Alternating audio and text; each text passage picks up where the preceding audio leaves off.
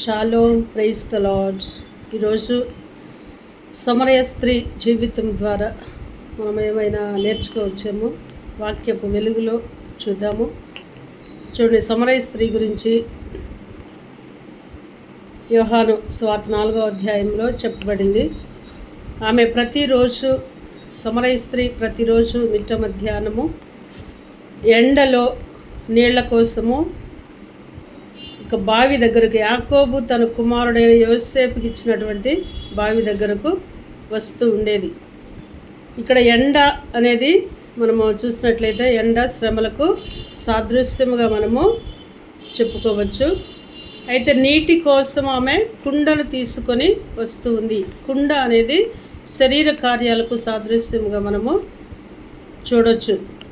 అయితే ఈమె వెలివేయబడినటువంటి స్త్రీ, సమరయ స్త్రీ, వెలివేయబడినటువంటి స్త్రీ, అవమానింపబడిన స్త్రీ, నిందలు కలిగినటువంటి ఒకరోజు బావి దగ్గరికి వచ్చినప్పుడు యేసుక్రీస్తు ఆ సమరయ పట్టణం మీదుగా వెళ్తూ సుఖార్ అనే ఊరిలో ఆ యాకోబు బావి దగ్గర కూర్చొని ఉండటం జరిగింది. అక్కడికి మరియమ్మ, ఈ సమరయ స్త్రీ వచ్చినప్పుడు ఇద్దరు చాలాసేపు మాట్లాడుకున్న తర్వాత ఆమె యేసయ్యని ఆ జీవజలము నాకు ఇవ్వు అని అడిగినప్పుడు యేసుక్రీస్తు నీవు వెళ్ళి మొదట నీ భర్తను పిలుచుకొని రమ్మని చెప్పినప్పుడు నాకు భర్త లేడు అని ఆమె చెప్పినట్లుగా చూస్తాం మనము. అప్పుడు యేసయ్య అంటారు, అవును నీవు చెప్పింది నిజమే, నీకు భర్త లేడు, ఇప్పుడున్న వాడు కూడా నీ భర్త కాడు అని యేసయ్య చెప్పినప్పుడు ఆమె ఆశ్చర్యపోయింది. ఆ క్షణమే యేసయ్య నేనే మెస్సయ్యని అని తనని తాను ప్రత్యక్షపరచుకున్నప్పుడు ఆ క్షణమే ఆమె యేసయ్యను తన హృదయంలోకి చేర్చుకుంది. చూడండి, యోహాను సువార్త 4వ అధ్యాయం 28వ వచనంలో చూసినట్లయితే ఆ స్త్రీ కుండను విడిచిపెట్టి ఊరిలోనికి వెళ్ళింది. కుండ అనేది మట్టితో తయారు చేస్తారు కాబట్టి ఈ కుండని శరీర కార్యాలకు సాదృశ్యంగా మనము చెప్పుకోవచ్చు. కుండను విడిచిపెట్టింది అంటే శరీర కార్యాలన్నిటినీ విడిచిపెట్టింది. ఆరుగురిని, ఆమె ఎవరితోనైతే సహజీవనము చేస్తూ ఉందో ఆరుగురినే విడిచిపెట్టింది.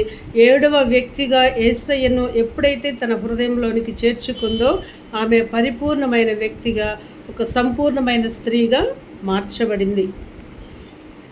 ఆ కుండను విడిచిపెట్టి ఊరిలోనికి వెళ్ళి ఒక్క రోజులో, ఆ సమయంలోనే ఆమె ఊరినే మార్చివేసింది. చూడండి, యేసయ్య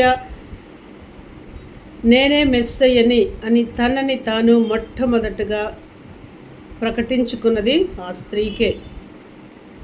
కాబట్టి ఈ సమరయ స్త్రీ ద్వారా మనము ఈమె యేసయ్య వాక్యం విన్నది, యేసయ్యను తన హృదయంలోకి వెంటనే చేర్చుకున్నది, వెంటనే వెళ్ళి సువార్త చెప్పింది, ఆ ఊరిని మార్చివేసింది. కాబట్టి మనము కూడా ఈ స్త్రీలాగా, ఈ సమరయ స్త్రీ వలె ఆత్మల భారం, అంటే ఆ ఊరంతటిని ఆమె మార్చగలిగింది ఒక్కరోజు సువార్తతో.